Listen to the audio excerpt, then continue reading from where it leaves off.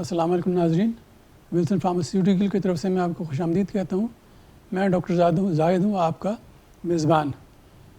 آپ کی صحت سے متعلق معلومات فراہم کرنا ہماری کمپنی کی بنیادی مقاصد میں سے ایک ہے۔ آج ہم جس موضوع پر بات کریں گے وہ بہت اہم موضوع ہے۔ ہم یہ دیکھیں گے کہ بلڈ پریشر کیا ہوتا ہے، کن لوگوں کو ہوتا ہے، اور اس سے کڈنیز پر، ہمارے گردوں پر کون سے برے اثرات ہوتے ہیں۔ اور ہم یہ بھی دیکھیں گے، یہ بھی جانیں گے کہ گردوں پہ اگر بلڈ پریشر کا ایفیکٹ ہو گیا تو اس کو مینیج کیسے کرنا چاہیے، اور یہ دیکھنا بھی ضروری ہے کہ ڈاکٹر سے باقاعدگی سے ملنا کیوں ضروری ہے۔ یہ تمام معلومات حاصل کرنے کے لیے، جاننے کے لیے ہمارے ساتھ آج دل کے امراض کے ماہر ڈاکٹر بریگیڈیئر ظہور خان خٹک موجود ہیں، جو کنسلٹنٹ کارڈیالوجسٹ ہیں AFIC راولپنڈی میں۔ السلام علیکم ڈاکٹر صاحب، خوش آمدید۔ السلام ورحمۃ اللہ وبرکاتہ۔ ڈاکٹر صاحب، پہلا کوشچن تو ذہن میں یہ آتا ہے کہ بلڈ پریشر کیا ہے، کیوں ہوتا ہے، اور کن لوگوں میں یہ زیادہ ہوتا ہے؟ آپ نے ڈاکٹر صاحب بہت اچھا سوال کیا ہماری پبلک کے لیے۔ بلڈ پریشر جو ہے نا، جس کو عام زبان میں ہم ہائی بلڈ پریشر کہتے ہیں، یہ ہر بندے کو ہوتا ہے، لیکن جب اس کی ویلیو ایک خاص لمٹ سے زیادہ ہو جاتی ہے تو اس کو پھر ہم لیبل کر دیتے ہیں اس مریض کو یا اس بندے کو ہائی بلڈ پریشر ہے۔ جس طرح عام زبان میں ہم کہتے ہیں کہ 120/80 جو ہے نا، یہ نارمل بلڈ پریشر ہے۔ اسی کے ساتھ ایک انسان نے زندہ رہنا ہوتا ہے، لیکن اگر اس کی ویلیو 120 سے 130 ہو جائے، 140 ہو جائے، 150 ہو جائے، یا نیچے والا بلڈ پریشر جو ہے نا 90-100 ہو جائے، تو یہ اس کو ہم اس وقت لیبل کر دیتے ہیں کہ اس پیشنٹ کو ہائپر ٹینشن کہتے ہیں۔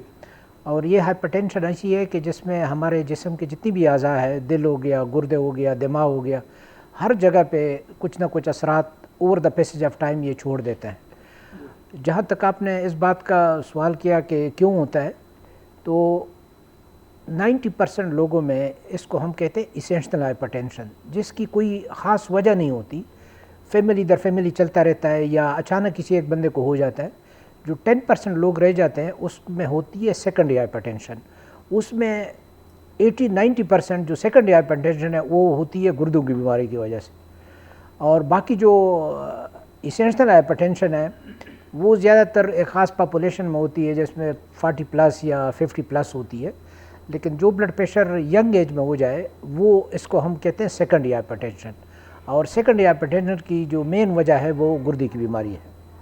تو اس کا مطلب یہ ہے کہ بلڈ پریشر سے گردوں پہ بھی اثر پڑتا ہے، اور گردوں کی وجہ سے بھی بلڈ پریشر بڑھ سکتا ہے۔ یہ دونوں آپس میں انٹر لنکڈ ہے، مطلب ان کا بلڈ پریشر کامن ہے، اور جب بلڈ پریشر ایک خاص لیول سے کافی عرصے تک 4 سال 5 سال سے زیادہ رہتا ہے تو یہ گردوں کو irreversible نقصان پہنچا دیتا ہے، اور جب یہ نقصان پہنچ جاتا ہے تو اس کی وجہ سے بلڈ پریشر کی ویلیو اور بھی بڑھ جاتی ہے، اور اگر کسی مریض کے گردے خراب ہے اس کی وجہ سے بھی اس کو بلڈ پریشر ہوتا ہے۔ یہ دونوں کا آپس میں بہت گہرا تعلق ہے، یہ ایک دوسرے کو جس کو کہتے ہیں نا سپورٹ کرتے ہیں، آگمنٹ کر دیتے ہیں۔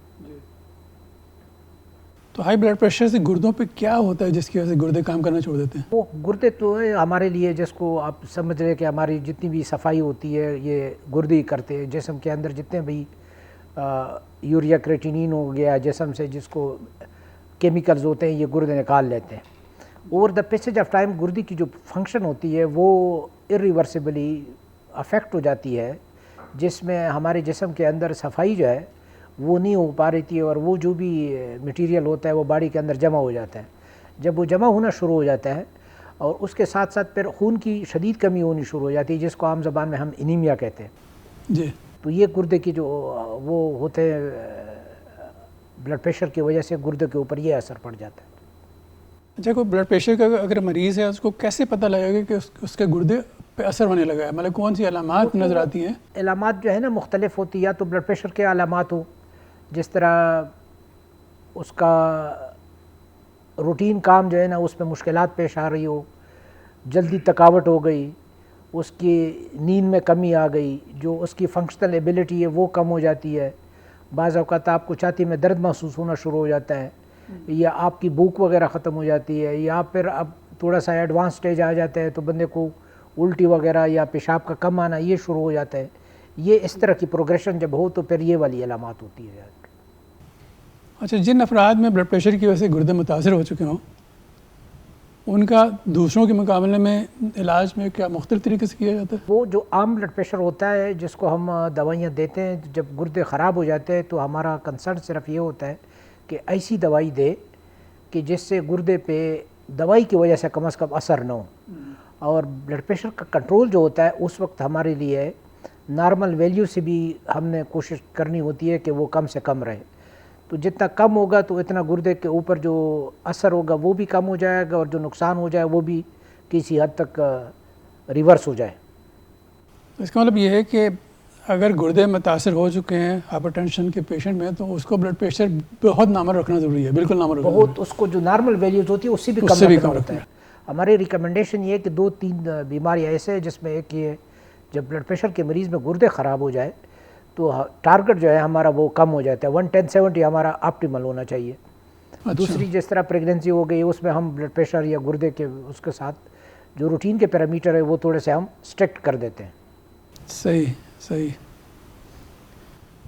اور اگر جن افراد میں شدید متاثر ہو چکے ہوں گردے، یعنی اینڈ اسٹیج رینل ڈیزیز سے کہتے ہیں، تو اس میں بلڈ پریشر کا علاج کس طرح کیا جاتا ہے؟ اس میں یہ ہے کہ بلڈ پریشر کا اس مریض کے لیے جس کے گردے کافی، جس کو اینڈ اسٹیج کہتے ہیں، اور کافی اس میں ہم پھر اور اسپیشلٹی کو انوالو کر لیتے ہیں، جس طرح نیفرالوجی ہے، اس میں پھر ڈائلیسس آ جاتے ہیں، اور ڈائلیسس سے بھی بعض اوقات کافی حد تک بلڈ پریشر کنٹرول ہو جاتا ہے.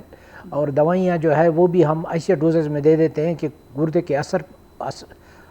کے بھی اس پہ مضر اثر نہ ہو، اور ساتھ اس کا بلڈ پریشر بھی کنٹرول رہے. ٹھیک. اچھا، کچھ ایسی دوائیاں ہیں جو ان پیشنٹ میں خاص طور پہ دی جاتی ہیں جس میں بلڈ پریشر کی وجہ سے گردے افیکٹڈ ہوں؟ اس کی جو پیرامیٹرز ہے کہ جو روٹین میں ہم دوائیاں استعمال کرتے ہیں، وہ دوائیاں جب گردے خراب ہو جاتے ہیں تو وہ ڈیفینیٹلی ایک خاص گروپ آف دوائیاں ہیں جو کہ ہم ان پیشنٹ میں دیتے ہیں. ٹھیک. اچھا، لائف سٹائل چینجز یا طرز زندگی میں تبدیلیاں کون سی کی جا سکتی ہیں جس میں بلڈ پریشر کی وجہ سے نقصانات گردے پہ کم سے کم ہوں؟ اس میں ایک کام تو میں ایڈوائز کروں گا کہ جو ہمارے لوگ ہوتے ہیں، جس طرح عام طور پہ دیکھا گیا کہ گاڑی بھی دکان کے سامنے کھڑی کر دیتے ہیں تاکہ چلنا نہ پڑے. تو یہ والی جو چیز ہے، ہمیں یورپین تو خیر 70s 80s میں یورپ میں بھی یہی بیماری آتی ہے، لیکن ابھی انہوں نے پوری کی پوری لائف سٹائل کو چینج کر دیا.